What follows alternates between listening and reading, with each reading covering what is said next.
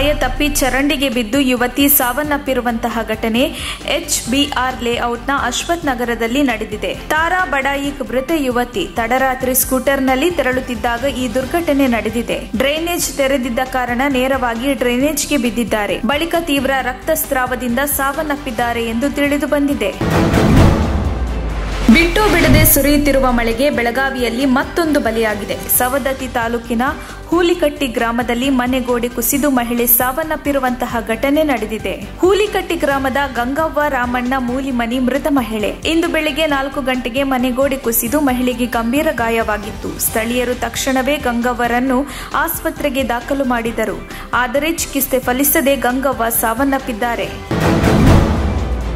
ಮುಂದಿನ ವಿಧಾನಸಭೆ ಚುನಾವಣೆಯು ಜೆಡಿಎಸ್ ಪಾಲಿಗೆ ಒಂದು ರೀತಿಯ ಕೊನೆ ಚುನಾವಣೆ ಎಂದು ಜೆಡಿಎಸ್ ಯುವ ಘಟಕದ ಅಧ್ಯಕ್ಷ ನಿಖಿಲ್ ಕುಮಾರಸ್ವಾಮಿ ಹೇಳಿದರು. ಕುಣಿಗಲ್ ತಾಲೂಕಿನ ಹುತ್ರಿದುರ್ಗ ಹೋಬಳಿ ಅಂಚೆಪಾಳ್ಯ ಕ್ರಾಸ್ನಲ್ಲಿ ಸೇರಿದ್ದ ಕಾರ್ಯಕರ್ತರನ್ನು ಉದ್ದೇಶಿಸಿ ಅವರು ಮಾತನಾಡುತ್ತಿದ್ದರು.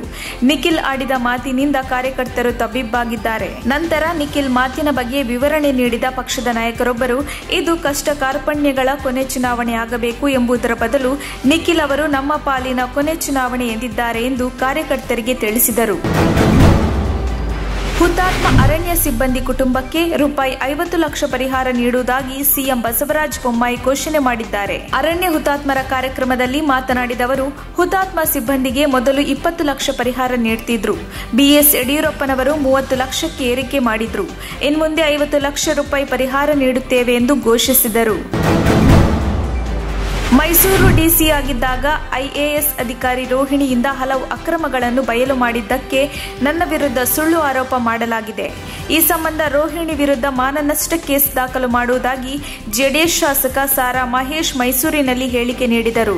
ಮಾಧ್ಯಮಗೋಷ್ಠಿಯಲ್ಲಿ ಮಾತನಾಡಿದ ಅವರು, ಹಿಂದಿನ ಜಿಲ್ಲಾಧಿಕಾರಿ ಐಷಾರಾಮಿ ಜೀವನ ನಡೆಸಿದ್ದಾರೆ. ಸರ್ಕಾರಿ ಹಣ ದುರ್ವಿನಿಯೋಗ, ಕೋವಿಡ್ ಸಂದರ್ಭದ ಕಾರ್ಯವೈಖರಿ, ಪ್ರಾಮಾಣಿಕವಾಗಿ ಕೆಲಸ ಮಾಡದೆ ಬೇಜವಾಬ್ದಾರಿ ವರ್ತನೆ ಮಾಡಿದ್ದಾರೆ ಎಂದು ಆರೋಪಿಸಿದರು. ದಮ್ ಅಂದರೆ ಇದು ದಮ್ ಬಿರಿಯಾನಿ ಅಲ್ಲ ಎಂದು ಭ್ರಷ್ಟಾಚಾರ ಚುನಾವಣೆಯ ವಿಷಯ ಆಗಿಸೋಣ ಬನ್ನಿ ಎಂದು ಮುಖ್ಯಮಂತ್ರಿ ಬಸವರಾಜ ಬೊಮ್ಮಾಯಿ ಅವರಿಗೆ ವಿಪಕ್ಷ ನಾಯಕ ಸಿದ್ದರಾಮಯ್ಯ ತಿರುಗೇಟು ನೀಡಿದ್ದಾರೆ. ಜನಸ್ಪಂದನ ಕಾರ್ಯಕ್ರಮದಲ್ಲಿ ಮುಖ್ಯಮಂತ್ರಿ ಬಸವರಾಜ ಬೊಮ್ಮಾಯಿ ಅವರ ವೀರಾವೇಶದ ಭಾಷಣ ಕೇಳಿ ಖುಷಿಯಾಯಿತು. ಸಂಘ ಪರಿವಾರವು ಇಂತಹ ಜೋರು ಮಾತುಗಳನ್ನು ಸಹಿಸುವುದಿಲ್ಲ. ಇದೇ ರೀತಿ ಮಾತನಾಡಿಯೇ ಪಾಪ ಬಿಎಸ್ ಯಡಿಯೂರಪ್ಪ ಜೈಲು ಸೇರಿದ್ದು ಎನ್ನುವುದು ನೆನಪಿರಲಿ ಎಂದು ವ್ಯಂಗ್ಯವಾಡಿದರು. ಕರ್ನಾಟಕ ಸರ್ಕಾರವು ಹೊಸದಾಗಿ ಜಾರಿಗೆ ತಂದಿದ್ದ ಭ್ರಷ್ಟಾಚಾರ ನಿಗ್ರಹ ದಳ ರಚನೆಯನ್ನು ರದ್ದುಪಡಿಸಿ ಹಿಂದಿನಿಂದಲೂ ಅಸ್ತಿತ್ವದಲ್ಲಿದ್ದ ಲೋಕಾಯುಕ್ತ ಸಂಸ್ಥೆಗೆ ಬಲ ತುಂಬಲು ರಾಜ್ಯ ಸರ್ಕಾರ ನಿರ್ಧರಿಸಿದೆ. ಎಸಿಬಿ ರದ್ದುಪಡಿಸಿ ಲೋಕಾಯುಕ್ತ ಬಲವರ್ಧನೆಗೆ ಆದೇಶ ಹೊರಬಿದ್ದ ಬೆನ್ನಲ್ಲೇ ಇದೀಗ ಎಡಿಜಿಪಿ ಸೀಮಂತ್ ಕುಮಾರ್ ಸಿಂಗ್ ಮತ್ತೊಂದು ಆದೇಶ ಹೊರಡಿಸಿ ಸೆಪ್ಟೆಂಬರ್ 12ರ ಒಳಗೆ ಕಡತ ವರ್ಗಾವಣೆ ಮಾಡಲು ಸೂಚಿಸಿದ್ದಾರೆ. ಗಣೇಶ ವಿಸರ್ಜನೆ ವೇಳೆ 2 ಗುಂಪುಗಳ ನಡುವೆ ಗಲಾಟೆ ಉಂಟಾಗಿದ್ದು, ಗಲಾಟೆ ವಿಕೋಪಕ್ಕೆ ತಿರುಗಿ ಚಾಕುವಿನಿಂದ ಇರಿದು ಕೊಲೆ ಮಾಡಿರುವಂತಹ ಘಟನೆ ಜಿಲ್ಲೆಯ ಯರಗಟ್ಟಿ ತಾಲೂಕಿನ ಮುಳಗಿಹಾಳ ಗ್ರಾಮದಲ್ಲಿ ನಡೆದಿದೆ. ಅರ್ಜುನ ಗೌಡ ಪಾಟೀಲ್ ಹತ್ಯೆಗೊಳಗಾದ ಯುವಕನಾಗಿದ್ದು, ಈ ಸಂಬಂಧ ಮುರಗೋಡ ಪೊಲೀಸ್ ಠಾಣಾ ವ್ಯಾಪ್ತಿಯಲ್ಲಿ ಪ್ರಕರಣ ದಾಖಲಾಗಿದೆ. ಮರಣೋತ್ತರ ಪರೀಕ್ಷೆಗಾಗಿ ಮೃತದೇಹವನ್ನು ಜಿಲ್ಲಾಸ್ಪತ್ರೆಗೆ ರವಾನೆ ಮಾಡಲಾಗಿದೆ.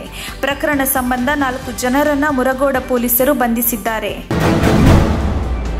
ಕಾಲುವೆ ಒತ್ತುವರಿ ಜಾಗ ತೆರವುಗೊಳಿಸುವಂತೆ ನಗರದ ರೈನ್ಬೋ ಡ್ರೈವ್ ಲೇಔಟ್ ವಿಲ್ಲಾಗಳಿಗೆ ಬೆಂಗಳೂರು ಪೂರ್ವ ತಹಶೀಲ್ದಾರ್ ನೋಟಿಸ್ ಜಾರಿ ಮಾಡಿದ್ದಾರೆ. ಒತ್ತುವರಿ ಜಾಗವನ್ನು ತೆರವು ಮಾಡದಿದ್ರೆ ನಾವೇ ಮಾಡುತ್ತೇವೆ. ತೆರವು ಕಾರ್ಯಾಚರಣೆಯ ವೆಚ್ಚ ನೀವೇ ಭರಿಸಬೇಕು. 15ಕ್ಕೂ ಹೆಚ್ಚು ವಿಲ್ಲಾಗಳಿಗೆ ತಹಶೀಲ್ದಾರ್ ನೋಟಿಸ್ ಜಾರಿಗೊಳಿಸಿದ್ದಾರೆ.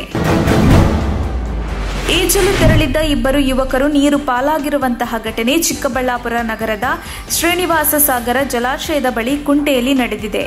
ಮೆಡಿಕಲ್ ವಿದ್ಯಾರ್ಥಿ ಸಚ್ಚಿದಾನಂದ ನರೇಶ್ ನೀರು ಪಾಲಾದ ಯುವಕರು. ಸಚ್ಚಿದಾನಂದ ಚಿಕ್ಕಬಳ್ಳಾಪುರ ಸರ್ಕಾರಿ ಮೆಡಿಕಲ್ ಕಾಲೇಜು ವಿದ್ಯಾರ್ಥಿ. ನರೇಶ್ ಬಾಬು ಗೌರಿಬಿದನೂರು ತಾಲೂಕಿನ ರಾಮಚಂದ್ರಪುರ ನಿವಾಸಿ. ಸಹಪಾಠಿಗಳ ಜೊತೆ ಶ್ರೀನಿವಾಸ ಸಾಗರ ಜಲಾಶಯಕ್ಕೆ ಸಚ್ಚಿದಾನಂದ ಆಗಮಿಸಿದ್ದರು ಎಂದು ತಿಳಿದು ಬಂದಿದೆ.